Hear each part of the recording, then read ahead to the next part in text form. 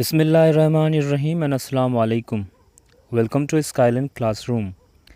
Skyline Classroom में आज का जो टॉपिक है that is although slash though yet. अब मैंने अल्दो स्लैश दो क्यों किया है, क्योंकि आप या तो अल्दो लगाएं या फिर दाओ लगाएं, ये दोनों ही एक ही बात है। आप अल्दाओ भी लगा सकते हैं और दाओ भी। अल्दो जो है वो बहुत पुराना यूजेज है उसका, और मॉडर्न जो लिंग्विस्ट्स हैं वो दाव को बहुत ज़्यादा इस्तेमाल करते हैं, पर इन दोनों के यूजेज में कोई भी फ़र्क नहीं है, चाहे आप अलदाव इस्तेमाल करें या फिर दाव इस्तेमाल करें। और उसके बाद है येट। अब ये भी कंजंक्शन है, ठीक है, ये पेयर ऑफ कंजंक्शन के तौर पर इस्तेमाल किया जाता है। जैसे हमने आइदर और नाइदर नॉर को पढ़ा था, वो भी पेयर्स थे कंजंक्शन के। तो यहाँ पर अलदाव यट या दो यट जो है ये भी आपका एक कंजंक्शन है जो कि पेयर की सूरत में इस्तेमाल होता है। अब अल्दो या दो की मीनिंग क्या है और येट की मीनिंग क्या है और कहाँ पर इस्तेमाल हो सकता है। अलदाओ और दो की मीनिंग है हालांकि, ठीक है, हालांकि। और येट का मतलब है फिर भी, ठीक है, हालांकि फिर भी।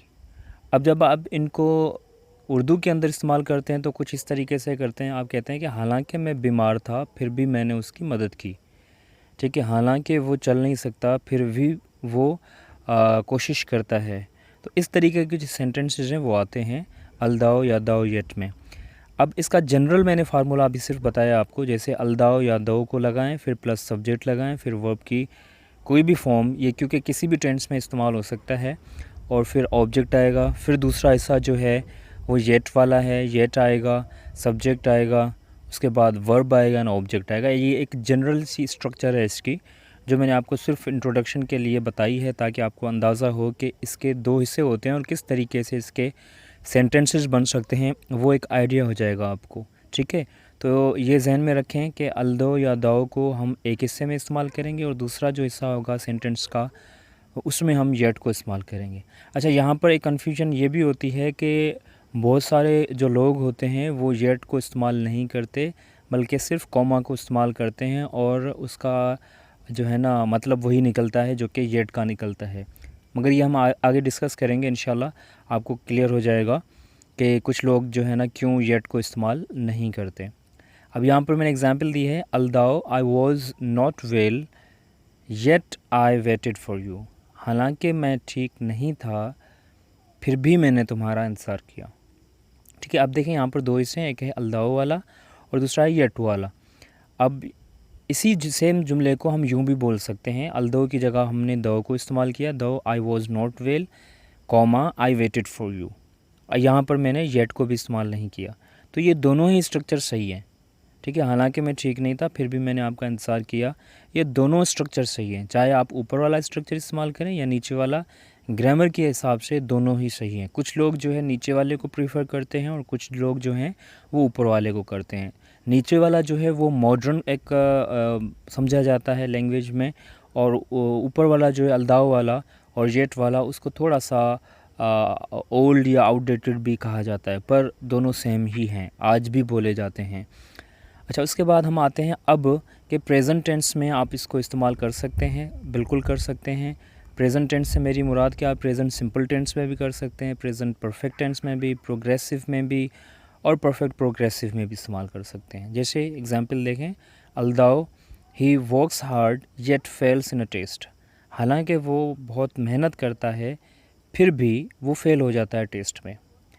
दूसरा देखें, though he she is suffering from malaria she is busy in home courage. हालांकि वो मलेरिया से जो है ना मुतासिर है, वो सफ़र कर रही है मलेरिया की बीमारी से, फिर भी वो बिज़ी रहती है अपने घर के कामों में। होम कोरेज कहते हैं, घर के छोटे छोटे जो काम होते हैं, घर के काम जो होते हैं उसे कहता है home courage. Although they have agreed yet they have not signed agreement. हालांकि वो एग्री कर चुके हैं पर फिर भी उन्होंने एग्रीमेंट जो है वो साइन नहीं किया है। फिर है though we have been trying since 2018 comma could not qualify. We could not qualify, ठीक है। हालांकि हम 2018 से कोशिश कर रहे हैं फिर आज तक भी या फिर भी आज तक हम जो है ना क्वालिफाई नहीं कर सके। तो ये 4 थे प्रेजेंट के टेंसेस के जुमले। प्रेजेंट सिंपल था प्रेजेंट परफेक्ट था, प्रेजेंट प्रोग्रेसिव था और प्रेजेंट परफेक्ट प्रोग्रेसिव था। आज फिर उसके बाद हम पढ़ेंगे पास्ट टेंस। अच्छा, पास्ट टेंस जो है, पास्ट टेंस में भी आप इनके चारों जो टेंसेस हैं, पास्ट सिंपल टेंस है, पास्ट प्रोग्रेसिव है, पास्ट परफेक्ट है और पास्ट परफेक्ट प्रोग्रेसिव है, इनमें भी आप इसको इस्तेमाल बिल्कुल कर सकते हैं। जैसे although I went there yet forgot to meet him, हालांकि मैं वहाँ गया पर उससे मिलना मैं भूल गया।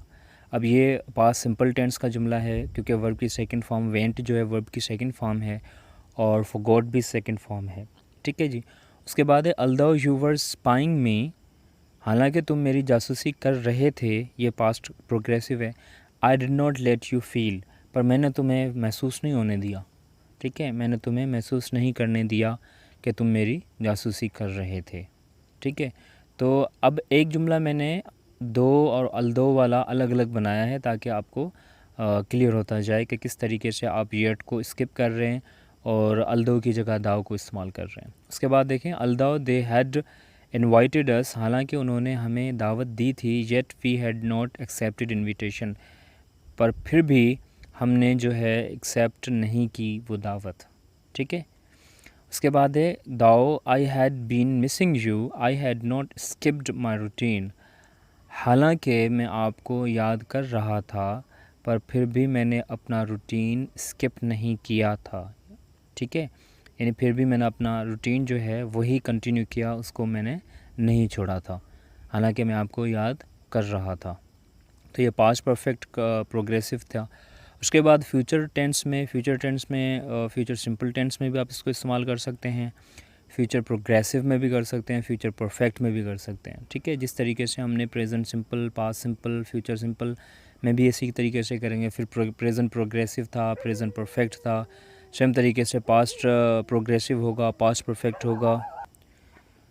फ्यूचर टेंस में देखें एग्जाम्पल इसके, although they will receive me yet I will not do the same in return, हालांकि वो मुझे धोखा देंगे पर फिर भी मैं उनको धोखा नहीं दूंगा, मैं उनके साथ ऐसा सेम बर्ताव नहीं करूंगा। ठीक है, वापसी में। तो ये फ्यूचर सिंपल टेंस का जुमला है। ठीक है, अल्दो दे विल रिसीव मी, हालांकि वो मुझे धोखा देंगे, yet I will not do the same in return, पर मैं वापसी में या रिटर्न में उनके साथ धोखा नहीं करूँगा। उसके बाद है though he will be walking he will be waiting for us to go there, हालांकि वो काम कर रहा होगा पर फिर भी वो वेट कर रहा होगा हमारा जाने का या हमारे आने का। ठीक है, although I will have finished my job yet they will not let me go, हालांकि मैं अपना काम मुकम्मल कर चुका हूँगा पर फिर भी वो मुझे जाने नहीं देंगे। ठीक है, अब ये था फ्यूचर टेंस। फ्यूचर के हमने 3 टेंसेस किए हैं, परफेक्ट प्रोग्रेसिव भी हो सकता है, नो डाउट, वो भी आप कर सकते हैं, पर मैंने सिर्फ यहाँ पर फ्यूचर परफेक्ट तक किया है। अब यहाँ पर जो मैंने बात आपको बताई थी कि येट को हम स्किप कर सकते हैं, यानी येट को हटा भी सकते हैं। जैसे हमने एक जुमला जो है अल्दाओ वाला बनाया और येट के साथ, और एक जुमला दाओ वाला बनाया विदाउट येट के साथ। तो येट के से मुराद ये है कि आप स्किप तब कर सकते हैं जब आप ये कहा जाता है कि जो दाओ है या अल्दाओ है वो ऑटोमेटिकली मीनिंग जो है यही देता है फिर भी की। ठीक है, जब आप अल्दाओ को इस्तेमाल करते हैं तो दूसरा जो सेंटेंस है वो ऑटोमेटिकली मीनिंग देता है फिर भी की। वहाँ पर आप येट लगाएं ना लगाएं, स्टिल लगाएं ना लगाएं, वहाँ पर सिर्फ कॉमा लगाएंगे तो भी वहाँ पर मीनिंग सेम आएगी। पर आप अगर येट लगाना चाहें लगा सकते हैं, नो डाउट, इसमें भी कोई इशू नहीं है। अगर नहीं लगाना चाहते तो ना लगाएं, इसमें भी कोई इशू नहीं है। ग्रामर पॉइंट ऑफ व्यू से दोनों ही सही हैं।